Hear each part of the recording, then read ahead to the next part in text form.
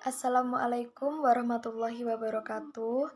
Perkenalkan, nama saya Widi Ayu Lestari, nomor absen 34, saya dari kelas 11 MIPA 6. Di sini saya akan mempresentasikan hasil infografis saya mengenai penyerahan kedaulatan Indonesia. Di sini saya mengambil 4 poin penting, yaitu yang pertama, konferensi meja bundar, yang kedua, perjanjian-perjanjian sebelum KMB, yang ketiga, yaitu sidang hasil KMB, dan yang terakhir ada penyerahan kedaulatan Indonesia. Untuk poin pertama yaitu konferensi meja bundar.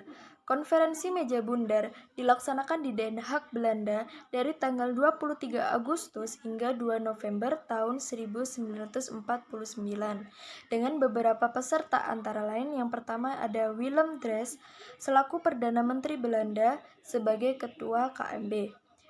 Yang kedua ada Muhammad Hatta sebagai delegasi Republik Indonesia. Dan yang ketiga ada Van Maartseven sebagai delegasi Belanda. Dan yang keempat ada Trijley dalam kurung Unci sebagai mediator. Untuk poin kedua yaitu perjanjian-perjanjian sebelum KMB. Sebelum dilaksanakan KMB, telah berlangsung 3 pertemuan tingkat tinggi antara Belanda dan Indonesia dengan tujuan yang sama, yaitu pengakuan kedaulatan.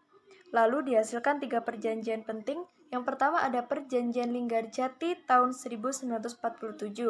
Yang kedua ada Perjanjian Renville tahun 1948. Dan yang ketiga ada Perjanjian Romroyen tahun 1949. Untuk poin ketiga yaitu hasil sidang KMB. Sidang dimulai pada tanggal 23 Agustus 1949 dan selesai pada tanggal 1 November 1949.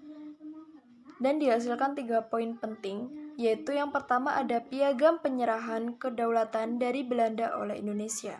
Dan yang kedua yaitu ada peraturan dasar Uni Indonesia Belanda. Dan yang ketiga ada lampiran status Uni Indonesia Belanda. Untuk poin yang terakhir, yaitu ada penyerahan kedaulatan Indonesia.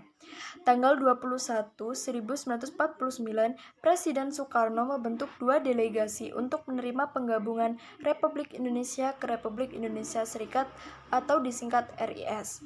Muhammad Hatta ditunjuk sebagai delegasi untuk menerima penyerahan kedaulatan di Belanda. Sedangkan Sri Sultan Hamengkubuwono IX sebagai delegasi menerima penyerahan kedaulatan di Jakarta.